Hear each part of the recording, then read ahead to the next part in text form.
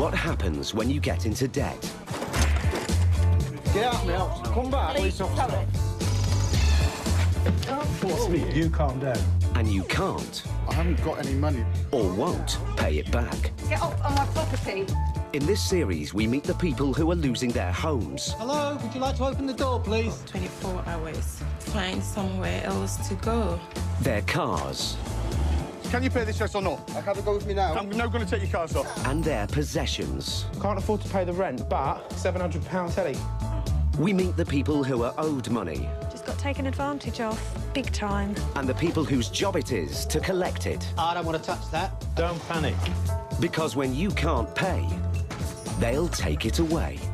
We'll start unplugging and get things wrapped up for transportation. You pay me, and then I'll start.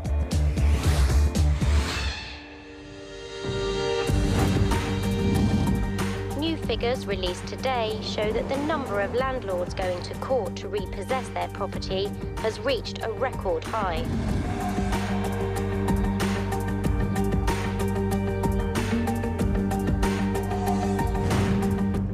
Brian O'Shaughnessy and Graham Aldred are High Court enforcement agents. You go first, go. They've been working together for 6 years, seizing property. I'm going to get the removal vehicles en route because I'm not going to sit here all day. If you try and prevent us doing this, it's actually contempt of court.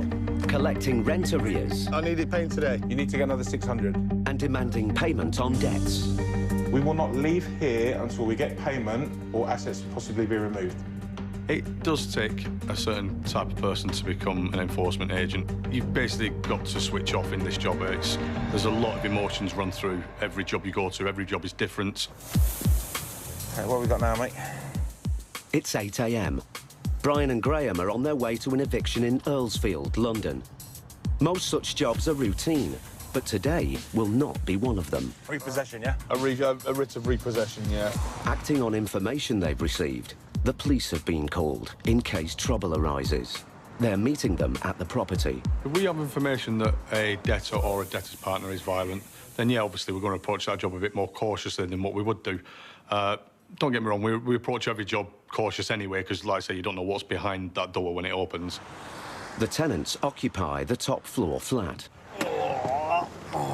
Morning, guys. Thanks for turning up. She's expecting a bit of trouble here, so that's why we called you. Are you ready? Let's do it. The landlady has put the flat on the market. She needs vacant possession. But despite being served with a county court judgment to leave the property, the tenants are still there. The landlady has gone to the High Court to get them out now.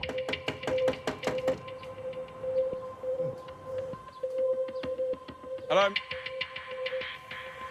After a few more minutes, the tenant appears. Oh, hello, my love. Here we go. Great. Hello. You're not in any trouble with us. No. What you've got High Court sheriffs down. What's this for? It's for repossession Of what? of the property. I've not had no letters to say there's any sort of repossession. OK, well, we've got that's not my issue or our issue. Our issue is to satisfy the High Court writ, and we have to repossess the property. So what happens to me now? But basically, you have to leave the property... Right now? Right now. Why am I involved in this? I'm trying to get my daughter ready for school. Listen, I appreciate it's hard work. The hardest part of the job is when children are involved. Obviously, if children there, you've got to be more understanding, show them a bit more empathy, and obviously give them the time they need, especially if you're going there for a possession. I mean, you're actually going there to take somebody's house away from them. After waiting a few minutes, the tenants still haven't come to the door. Something open, mate. No, I don't think so either. Let's just get in there and knock on the door. Brian is losing patience and asks the locksmith to break in. Hello, mate. Can you get us through the first door, if you can? Let me go in first and have a chat. Let me have a chat with her, you know what I mean? Yeah, that's fine, mate. Just take one of the officers with you anyway. Yeah. If they both want to go, that's fine. Lovely. Here you go. Wait. Thank you, sir. But there's still no one at the door. The tenant's boyfriend now appears at an upper window. Come down. Listen. Hear me out, mate. My guy's downstairs, Graham. He'll come up and sit down and talk to you and explain what's going on. He'll advise you what to do and how to help you. All right? We don't. No, now. It's got to be now. Let my colleagues in. In 5 minutes, I'm going to use the locksmith and I'm going to come in, so it's entirely up to you. All right. Finally, 10 minutes after their arrival, the door opens. Hello, sir. How are you? You're all right. Yeah? Come on, let me come and explain stuff to you. Everyone's a bit upset about No, listen, I appreciate Listen, that. no one's told us nothing. We're Right. friends with the owner. Right. Really good friends. We're up to date with our rent, everything. We ain't out of date with rent, nothing. We pay our rent Yep. time. Everything is bang on. Graham and Brian now have legal possession. But the tenants are angry that the landlady hasn't warned them that they were about to be forcibly evicted. She's my friend. She said I've got 8 weeks. Guys, let me make it clear, yeah? Regarding the 8 weeks, I understand and respect what you're saying there. People have the opportunity to upgrade the court. Hang on. Shut up! Hang on, You don't know what's going on. I do. I've written back to the court. I've asked them for an extra 42 days on the advice from the council. Okay. So how can this happen on the 10th of June and then today you've come here? There's always two sides to a story, yeah? I can call it. Hang on, no, stop, listen, hang on, listen to what I'm saying. This has happened. Listen, today, I will take possession of this property. I want stuff with me. I want my deposit and I want my rent in advance. Well, you can take up your issues through a solicitor or whatever you want to do afterwards. No matter how annoyed the tenants are, Brian and Graham want them out as quickly and peacefully as possible. I'll give you to 10 o'clock. Yeah. It's 20 past 8, yeah? 8 now. Yeah. All right? Fair enough. Despite the agent's expectation of trouble, the boyfriend is being cooperative. I think we're going to leave. We'll aim to come back at 10, but let us know if you don't need us. No problem at all. I will do. Thank you very much for your help today. Cheers, guys. The family have just 90 minutes to leave. Upset, the tenant rings the landlady. Up to 8 weeks. Remember, I spoke to you 2 days ago. Hold on a minute. No, I said to you 3 days She's ago. gonna go. Do you want to leave in a month and then go through it? And you went, do you know what, babe? Let me talk to you later. And you went, I haven't been through. No, Let me give the landlady a call, yeah? With temperatures rising, Brian calls the landlady. I've walked away from the house. I think her main issue here is 2 things. 1, she keeps splatting out that you're her friend and it shouldn't be happening. And 2, she wasn't aware of it. While Brian is on the phone to the landlady, the tenant tells Graham her side of the story. Listen, I know it's stressful. I know it is. no, because she's meant to be my friend. I've got text messages. You all right, babe? Do you know what I mean? I've started getting boxes to pay. She went, no, I don't want you out yet, babe. No one's bought it. Okay, listen, I'm just keeping you informed. Let us do this, and I'll give you a courtesy call back. Don't answer the phone anymore, because I think it just upset you and fuel her. The landlady is now reassured that the eviction is going to plan. With the clock ticking and under Brian's watchful gaze, the tenants remove all they can from the flat. With just a few minutes till the agents take full possession, Brian receives an unexpected tip-off. Who's that? Drugs in the attic. Yeah? And equipment. If the information is true, then for Brian and Graham, what was a straightforward morning could become a very difficult day indeed. So he said he needs to get loads of stuff out of the attic. We need to check it out once they leave. Don't let on. No, not at all. We'll have a good sniff about it. In fact, I'm gonna call the police back. Sometimes you get hearsay from third parties, you know, this and that, and that's in there, and this is in there. But until you get in there yourself, we don't make judgment. It's an hour since Brian asked the police to return. They're still not back. How will it work when we come and get our stuff back? Will we just call you guys and then... You can call the office, then we can liaise and get it all arranged for you. That's fine. Come back in and sort it. All right then, Yeah. just leave us here for a few We'll get hours. someone here, whatever, we'll sort it out. You can come in, whatever you need to do, yeah? First thing to do is get yourself a roof over your head tonight, yeah? And I'll make sure you can get in when you need to get the gear tomorrow, all right? All right. Good luck, yeah? I hope everything goes well for you, OK? Good luck, God bless. All right, take care. All right, fella. There's now no one left in the flat, and there's a strange smell in the air. Oh, mate. Glad you're here, actually. Gone in there, and it absolutely stinks. You need to have a look up, because he said he'd locked a lot of stuff in the attic. Hey, bro.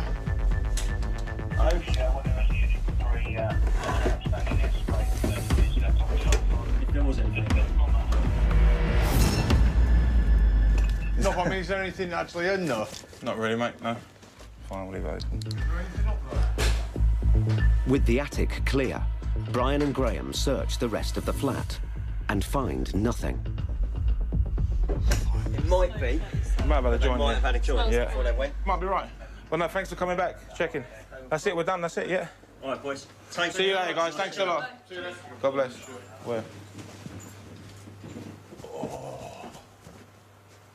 I could smell it initially, it was really strong. Yeah. You didn't see anything in the loft, no? Nope. Brian and Graham continue taking an inventory, but remain suspicious. Main bedroom done. I think the smell's in here more than anywhere, Brian. Well, in the bedroom? Yeah. The smell is strongest in one particular room, a child's bedroom. Smell it now, I come back again. Where are you? Graham now spots a door they'd previously missed. Didn't realise this one was there.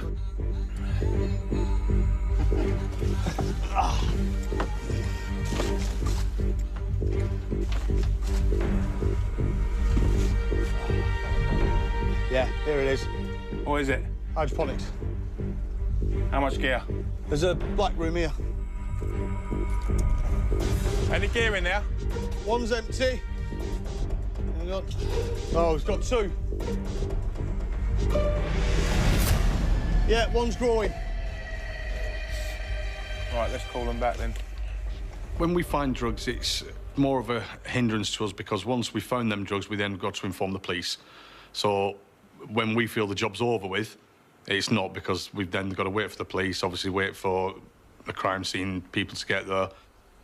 Wonder if I could get the officers back. We've just located a cannabis factory, basically. There's two growing units in there. One of them's empty, one of them's full. In the hour before as soon as the unit is available, okay? Cheers, bye-bye, bye-bye.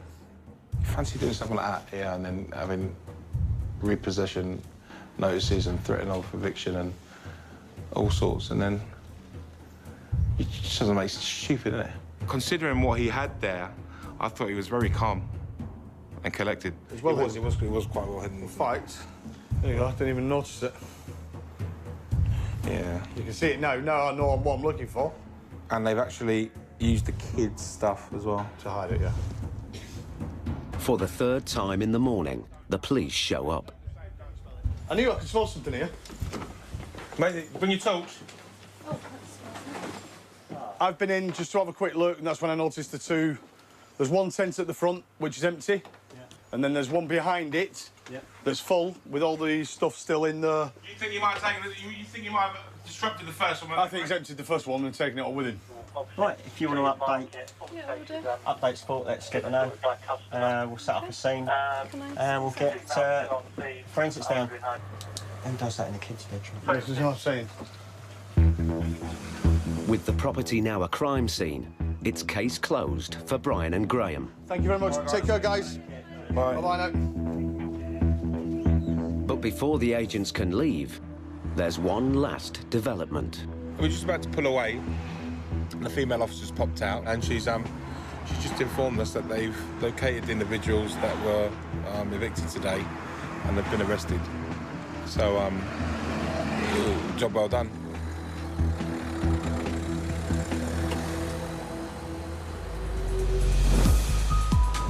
There has been a massive rise in the number of people applying to councils for help after being made homeless.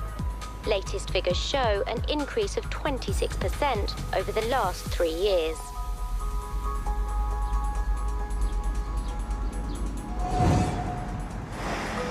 It's 8 a.m. Homerton, London. Paul Bohill and Phil Gardner are about to serve a writ of possession. OK. Today they must deal with a situation that'll test their years of experience to the limit. A tenant has 7 months of rent arrears, and the landlord wants the property back. Evictions at the moment is the growth industry. So we're now doing controlling in one way or another, probably 20 to 25 evictions every week. So they are skyrocketing, and I think we're only seeing the start of an avalanche of evictions. The landlord has given them a set of keys, but they have no idea who is inside.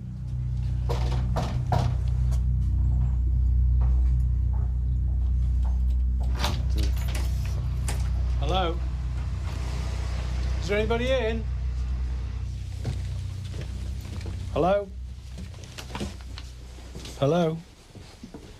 Hello? Is Mum and Dad here? Can you ring her on the phone? Hello? What's your name? Oh, how old are you? 6. We turn up there, we're wearing bulletproof vests, we're obviously authority figures, and children do get frightened.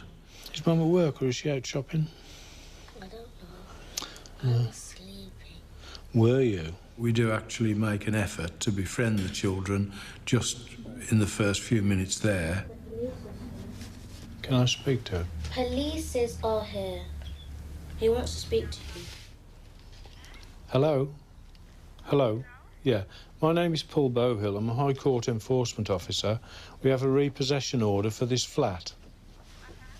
Are you able to come back quite quickly? All right, Mum's coming back. We'll wait outside. OK, then. Thank you. Yeah, that's fine. I'll leave this one on the side. We'll just wait out here. Interesting one. Leave the 2 young children in the house unattended. The girl can't be above 9 or 10. Well, he's 6, so she could be anything over 7, couldn't she? Yeah. With 2 young children alone in the flat, the agents are concerned and call the landlord. She had just gone down to the shop, she said. If she's gone away for the day, it's a different story. They discover that the tenant stopped paying her rent after losing her job with a train company. Father is in Ghana permanently. All right. So she doesn't have anywhere else to go. How does it get, really? It is, isn't it? The landlord has also told them that the flat has been the tenant's home for 9 years. She will have just 2 hours to leave. Hello? You all right? We've got a repossession order for the flat. Is that a surprise to you, or did you know it was coming? I was told to evict, I was given an eviction order from the court on the... About 3 weeks ago. For the 15th. Yeah. To leave here for the 15th. Yeah. But we had nowhere to go, so I stayed. Okay. Your husband or your partner's gone back to Ghana, has he? Okay. Is he likely to come back? Okay. Do you have benefits to pay the rent? I have the status to be here, but I have no recourse to public funds. Paul and Phil must evict the tenant today. She's got nowhere to go and is unable to claim benefits. Paul is worried. So what do you live on? Food banks. I received this voucher yesterday. I've recently acquired 8 hours job from Matalan. It's on minimum wage, £6.34 an hour, and it's 8 hours a week. Right. So that's just recently. Is this for a month? This is a month. Yeah. So that your net payment, you've got £200 and 43 pence, Yeah. and that is your only income. That is my only income.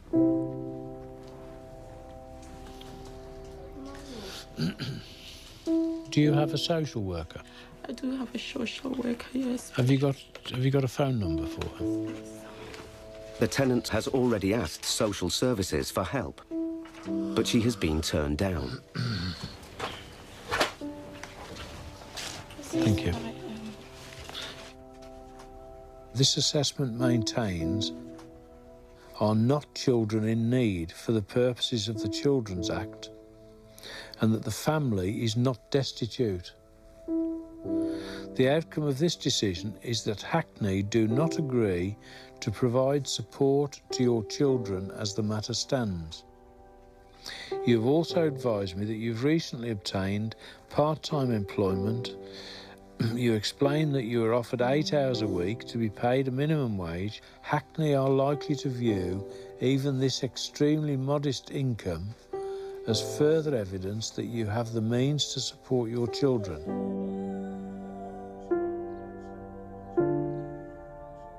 Paul and Phil face a dilemma. They must legally enforce the writ, but by doing so, will put the tenant and her children on the streets.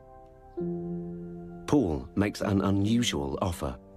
Well, we've got a contingency fund, so I'll give you some money today to last you a couple of days so that we can resolve this situation. All right, it's not a gift, it's just that we allow for things like this to happen. So where we need a little bit of time to change things, we'll make it happen. For the vast majority of families who get evicted, there's a system in place to prevent them ending up on the street.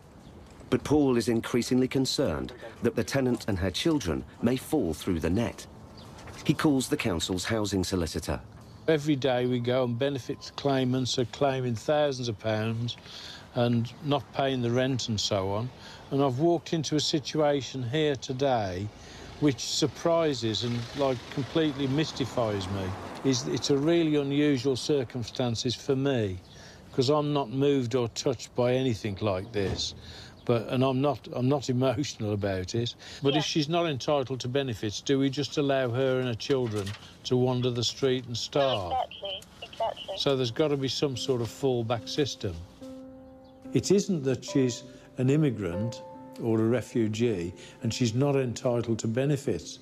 The council wouldn't move on the fact that I was going to put them in the street. I couldn't get the message through. She's going to be on the street at 5 o'clock on a weekday night, surrounded by all her goods and baggage, and one screaming kid, and another one who's nearly hysterical. What are you going to do? Because this is so unusual, I'd like to follow it through. I just can't believe it's like reality.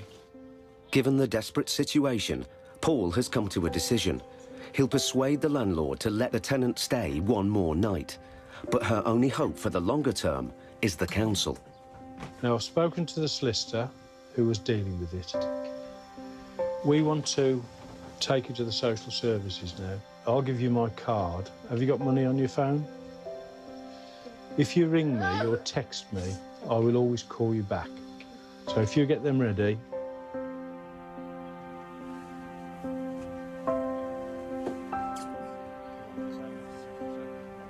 When you consider what we've been dealing with, and then you hit something like this, it's the other end of the scale, isn't it?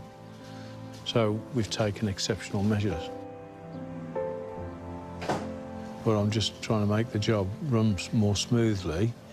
I'm on the way. Hopefully, if I'm ever homeless, somebody will make the same concessions to me. The tenant has no transport. Phil offers to drive her to the council offices. I don't know what's going to happen to us, and I've been scared for a long time. I try not to cry in front of them, but sometimes...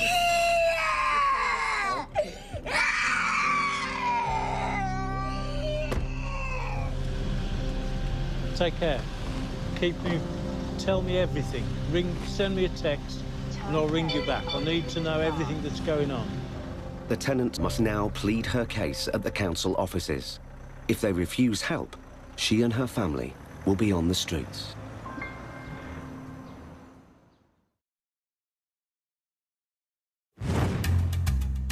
More and more people are taking the plunge and starting their own business. But for every success, there's also many failures, with a trail of debts left behind.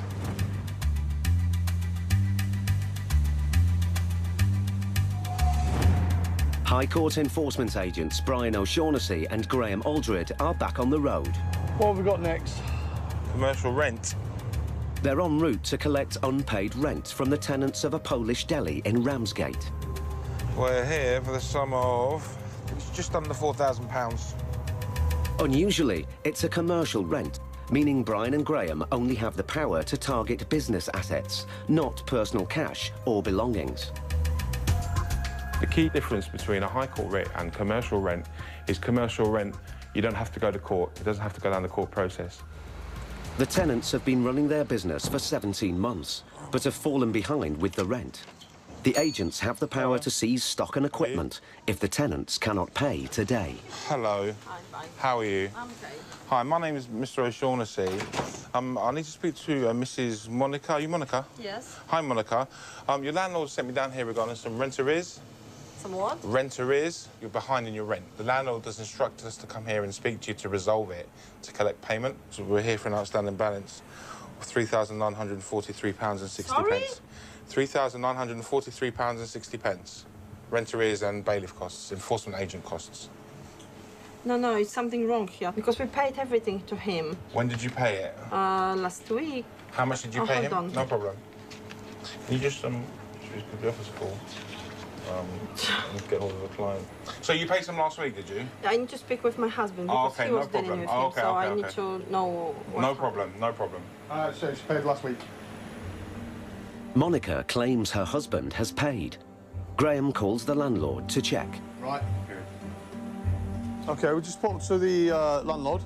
The quarter is owing from May, June and July. Has nothing been paid yet for the quarter, and also a shortfall from the last quarter as well. That's why it's so much. Yeah. Monica is keen to talk to her husband.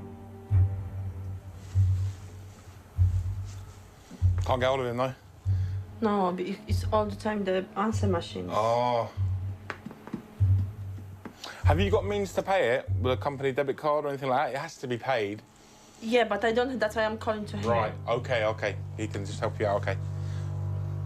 If Monica can't pay, Brian and Graham can seize goods to the value of the debt. They start an inventory. The manufacturer? Serial number, yeah? Yeah. 0903. Yeah. 105. Yeah. 92. CAS, yeah? Yeah. 09104. Yeah. 1360. After an hour of trying, Monica finally reaches her husband on the phone. Ja cię proszę, masz tu w tej chwili przyjechać. Natychmiast masz tu przyjechać. Chyba ci napisałam SMS-y, nie widziałeś? When we state that a possible outcome would be a removal of goods, it's never an empty threat. It's a strong possibility. It's not something we take lightly, but it's something that they need to understand. How long? Do you know how long he'll be? He's running from Margate, driving. How far is it? I don't know. 10 minutes. Fine, no problem. Okay, fine. No problem at all. Thank you. 10 minutes pass. Monica's husband hasn't arrived. Brian issues a final deadline. We'll give another 10 minutes. If he's not here in 10 minutes, we have to up it to sale and disposal. It's just that we can't be here all day, that's all. Masz tu przyjechać, rozumiesz? Nie słyszę, żebyś jechał. And now, Monica has another problem. What's wrong with her? She finished school now. What time? She's for about a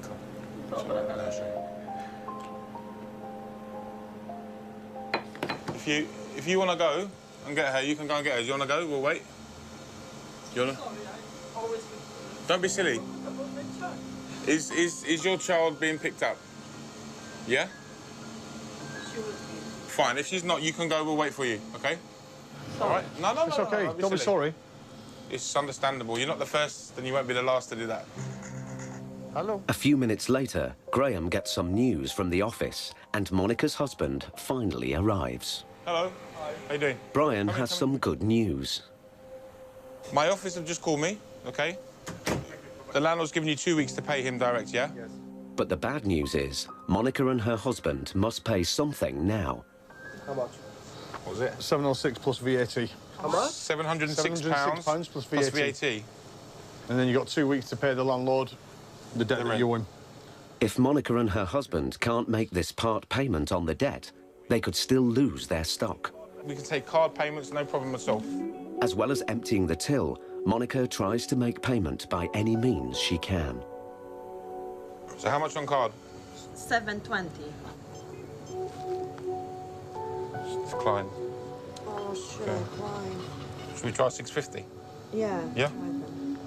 Yes. There you go. Excellent. Monica is getting closer to the total, and one other issue is resolved. Sorry, I need to answer. It's fine, yeah, it's fine. Hello? Daughter's picked up, yeah? Yeah? Good. So now what we have? £240. We are aware that cash flow for people isn't there. It isn't like it used to be. People have got the money tied up in stock. They've got the money tied up in other things. So yeah, we appreciate that getting hold of cash or paying a debt straight away is very hard for most people. It's all money. So you're only £20 short? Yeah.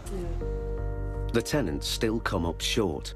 Brian and Graham decide to leave it, but the debt to the landlord needs to be paid. If you don't stick to the agreement, we can come back here with a locksmith if you're not here or refuse a sentry, and we can come in, OK? I don't think it's going to come to that, OK, because I think you're going to sort it out. But if you don't pay it, we will be back. Do you understand that? OK. I'll pay the thing as well for you. OK? Thank you. OK.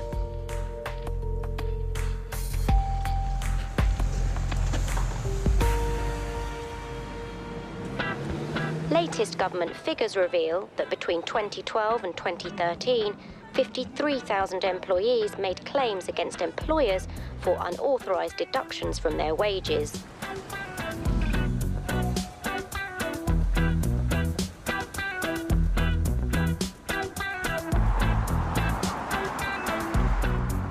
Paul Bohill and fellow agent Steve Pinner are heading to Slough. Have we got a writ for this, then? They have a High Court writ for unpaid wages of nearly £2,000. And now they are instructed to collect. The writ is the last word. It's stamped, in fact, by a High Court judge. So it's the last word in enforcement orders. We've actually been there once before. There was nobody home, left a letter, no reply. After that, he went back to court and offered to pay £1 a week, which is... That's just an insult. Yeah, basically. You are now entering Slough. No car, no windows open, blinds are down.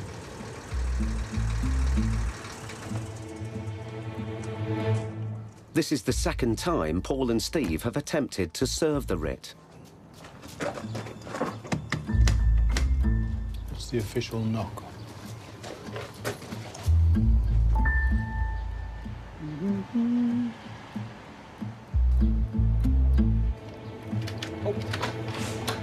Hello, sir. Mr. Wright. Yes. We have a High Court warrant here. High Court warrant? Yep. Right. Would you like to pay the money now? Not at all. No, not at all. Any reason for that? I didn't know anything about it. You've been to court. You Yes. made an offer to pay £1 a week, which wasn't accepted. Right, okay. So to say that you don't know anything about it is probably stretching reality. Well, I don't know anything about your calling today. No, So we don't give that's any warning. not- I can deal with the matter. That's not a problem. We'd like you to deal with it now. I'm sure you would, but I'm afraid that I'm not going to be giving her a penny of my money. The High Court has ruled that the plaintiff, Rebecca Sadler, is owed £1,800 for some market research work she and her mother did for the defendant, Mr. Wright. It's a decision that is bitterly disputed. She was contracted to do some work for me on a commission-only basis, and she was disappointed she didn't earn any commission, so she decided to take me to court for non-payment and sent me spurious invoices. She's just trying her luck, and it's as simple as that. Rebecca Sadler has a different view. I think the first week we should have got nearly £300, and he paid 60, and then that went on for 6 weeks before I said, if it's not all paid, we'll take him to court. Their writ empowers Paul and Steve to collect the money or seize assets. We have the Get back authority to to you. enter the property now and to remove goods to the value. Right. So, for that sort of money, you'd probably need to clear the house out. Right. So we revert to the original question, is are you going to pay this now? You don't know the details of the matter exactly. We don't need to. We've just got a writ here which tells us all we need to know. I'll take your foot out the door. No. You can't force me in. You can't force yourself in. Yes, I can. You're not the Yes, police. I can. Gently, You Yes, I have to can. show your warrant. You're not the police. Calm down. Get out to the premises. No, I'm not going to get out of the premises at all. I have a warrant here which authorises me to be here. So you calm down. When we actually gain entry through the door, they're really taken aback and shocked by the fact that we can actually have the power to get through the door. Take it easy. You have to show me that warrant. You're welcome to read it, sir. I'm not happy about the way you've pushed your way in, right? No. Right, wait a minute, OK? What I'm going to do, right, is you're going to stay here. I'm going to phone the police, OK? By all means. And I'm going to say that you physically assaulted me. Don't snatch off me. Hit me. Give it a go. I'm here with the proper authority. I've been doing the job for years. Please don't instruct me on how to do it. That isn't going to help. After a few minutes, Mr. Wright cools down. But Paul still hasn't got a commitment from him to pay. We still need to address the fact that this money needs to be paid. That's another matter. That's a matter. But the court has decided. And the warrant has been issued. So you're now going to argue about something that's gone as far as the High Court. Mr. Wright refuses point blank to pay. Under normal circumstances, the agents would now seize his assets. But in this case, that may be tricky. You say that this house belongs to somebody else. Could you get them to come here? They won't be here till this evening. Well, I'm sorry, we won't be prepared to wait that long. To prevent the agents starting to remove goods, Mr. Wright needs to prove the house and its contents are not his. A few minutes later, Paul receives a call. Yeah, my name is Paul Bowhill. Who am I speaking to, please? It's the owner of the house. OK, and do you own everything that's in here? And if needs be, we can get you to sign a document to that effect in due course. OK, that's all I wanted. Thank you very much. Take care, bye. Mr. Wright doesn't own the house or anything of value in it, and is still refusing to pay. Paul will have to play his last and biggest card. Paul has one last move he can make. He asked the office to fax over something called a statutory demand. Its use is quite common. It just shows that we're serious. We're just saying if you don't respond to this statutory demand and pay within 21 days of today, and I want to serve it personally for that reason, the next time you see us, it will be with a bankruptcy petition. By not paying now, Mr. Wright is playing an expensive game. Even if he avoids bankruptcy, ongoing costs could see his bill increase to as much as £5,000. Paul explains to Mr. Wright what happens next. Now, we've already spoken with the plaintiff in this case, and she is prepared to go forward and take it to bankruptcy. I mean, is that going to have a disaster effect on you, or are you not really bothered about it? She's not entitled to a penny. But the courts think that she is. I mean, for £2,000, you want to go bankrupt. It screws your credit rating. And there's no argument, it's a high court risk. It's all same old excuses. The man owes the money.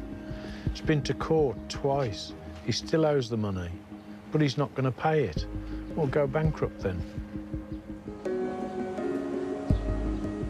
I'm going to dispute the bankruptcy order, and Rebecca Sadler won't be getting any kind of payment from me whatsoever. The Sadler family must now wait for the outcome of proceedings against Mr. Wright.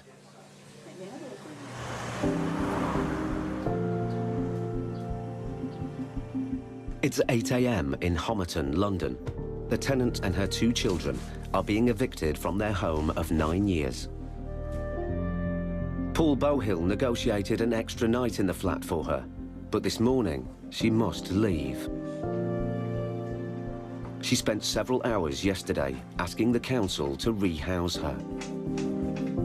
Apparently, the notes they read through says that social services is not in a position to help us. So I should go home since I've got 24 hours to sort out my things and then find somewhere else to go. I said, well, I haven't got anywhere to go, so I'm gonna have to come to you if I finish packing my stuff. So that's what I told them, and I left. She has no idea where she and her children will sleep tonight. Very terrified now. I don't know what's gonna happen to us. With nowhere to send her possessions, for the time being, she has to leave them behind. She returns to the council with just a few days' clothing for her and her children.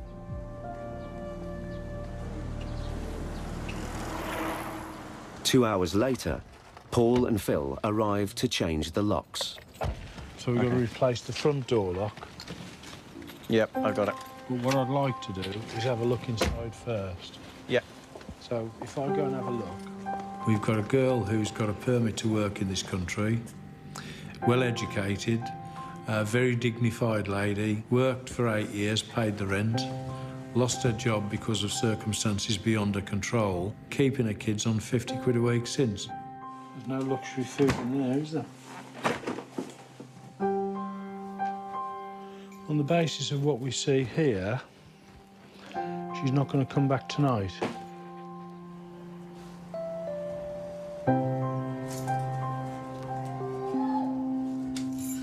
Be interesting to see, I mean, it's now like 5:15-ish, is whether she does turn up here or whether she's at the council and said, I hope she's told them she can't come back, because we'll have changed the locks by then. Concerned for her welfare, Paul gives her a call. What's the situation? They have actually offered me bed and breakfast, but they've taken me outside London. They sent me to Southend-on-Sea. Southend-on-Sea? Yes. And how are you going to get there? They've given me one-way ticket. It means that I can't work. And how do I support myself? Crazy. How long are you likely to be there? I don't know. I think the councils are completely and utterly overwhelmed by the scale of the problem, and they're moving people into emergency accommodation 30 to 40 miles away. Sorry, you heard that conversation? I did. It goes from bad to worse. Absolutely. They've sent that girl to Southend with a one-way ticket, no money, into emergency accommodation. And that's where they'll forget her.